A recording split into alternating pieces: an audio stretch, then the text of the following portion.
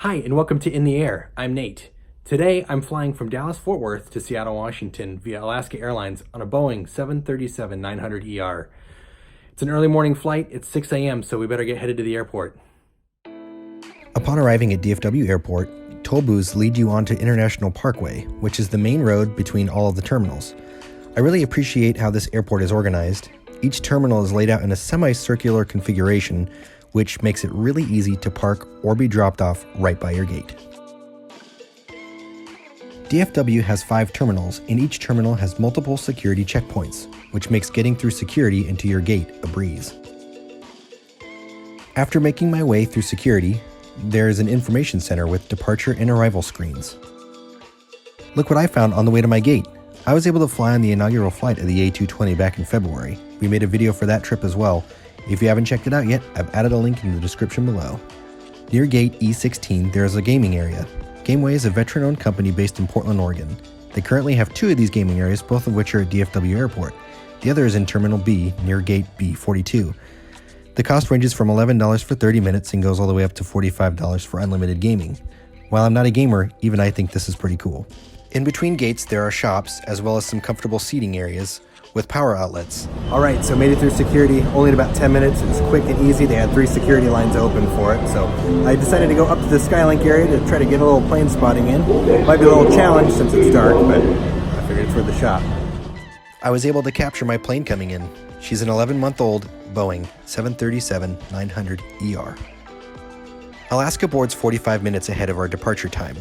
It does seem like a lot of time to board a 737, but I'd rather be ahead of schedule and potentially get out ahead of time than be late. I like this particular gate, which is E11, because I get to see an up-close view of my plane before I board. Welcome aboard. Alaska has 4 rows of first class arranged in a 2x2 configuration. There are also 4 rows of premium economy, and the remaining rows are main cabin. The overhead bins are rather large on these 737-900 series planes. Alaska upgraded me to premium economy for free.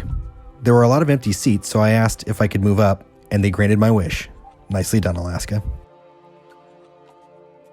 The overhead controls are simple and easy to use.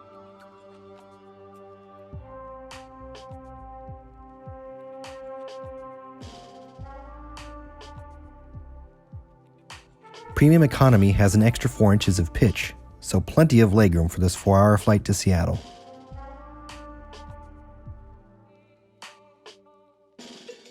The tray table folds out and extends. It really is pretty sturdy. One thing I love about Alaska is they have power outlets at every seat. Look at the United A320 being pulled into the gate next to me. Taxiing was quick this morning. DFW can get rather busy, but we pushed back and got right to runway 17R and took off.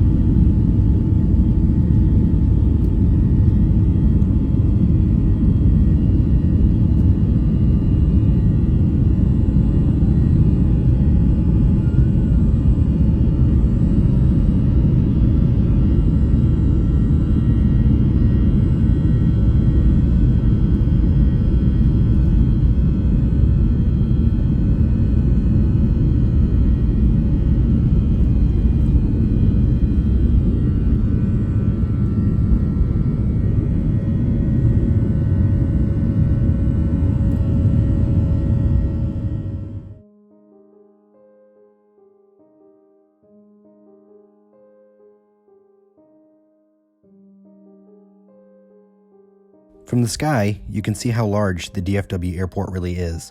It is the 2nd largest airport in the United States and 3rd largest in the world in terms of surface area.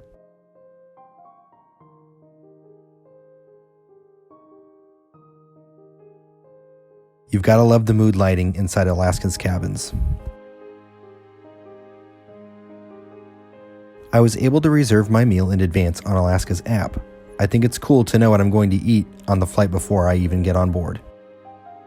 Alaska offers some free messaging services, so I didn't even need to purchase the Wi-Fi.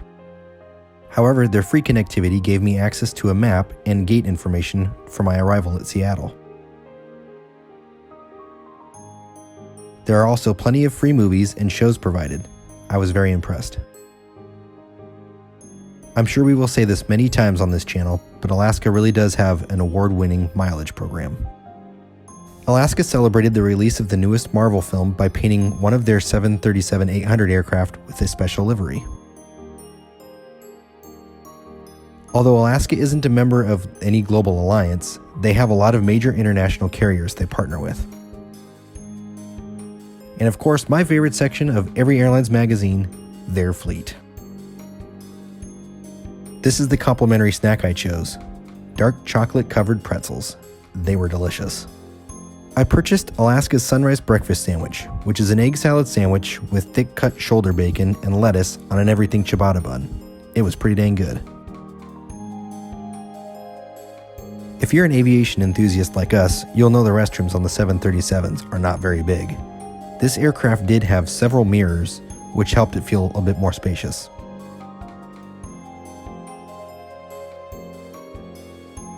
With 33 rows, it's a bit of a walk back to my seat in row 9. The sloped overhead bins give this plane a roomy feel. Working on our next video sure is tough with views like this of the Rockies.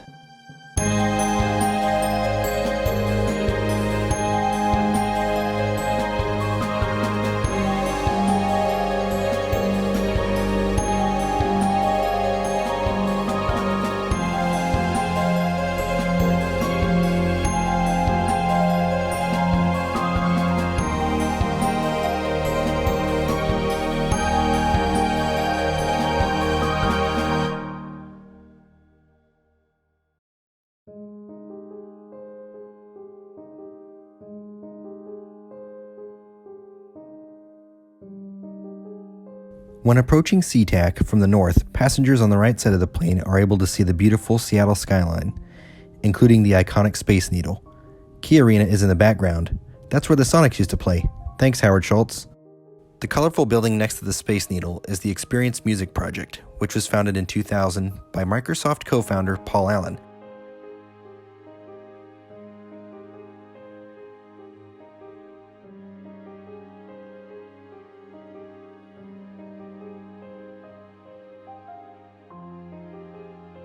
And my favorite part of the skyline, the sports stadiums the Seahawks and Mariners play in. CenturyLink Field on the right, and T-Mobile Park on the left.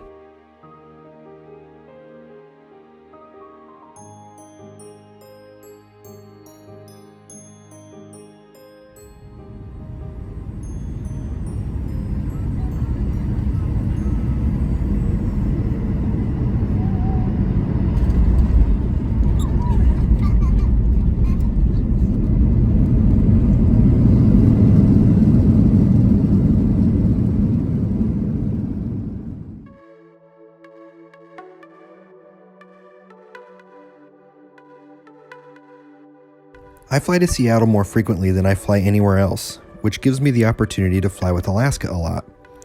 Their service is always consistent and great, the cabins are clean, and at least on the routes I fly, new and updated. Although Alaska does not have in-flight entertainment screens in their seats, the amount of free entertainment you can watch on your personal device is impressive. The food is always great, no matter what time of day I fly. I'm hard-pressed to think of a domestic airline that has better food than Alaska. The aircraft itself is solid. The 737 next generation planes have been around a long time, and they are a very consistent, hard product. All in all, I can see why Alaska wins many travel and aviation awards every year. They truly are a great airline. Another one of Alaska's special liveries parked at one of the gates next to me. Alaska currently has 4 Disney-themed aircraft. If you're enjoying our videos, please hit the like below and consider subscribing to the channel. Ringing the bell will notify you when we post a new video to the channel. We truly appreciate your support. All right, I've arrived in Seattle, the North Satellite Terminal. It's just north and kind of disconnected from the rest of the airport here at SeaTac. Very busy here today, so I hope you enjoyed the video. I hope you enjoyed Alaska's product. I know I did. It was a very nice flight. Hope to see you again next time in the air.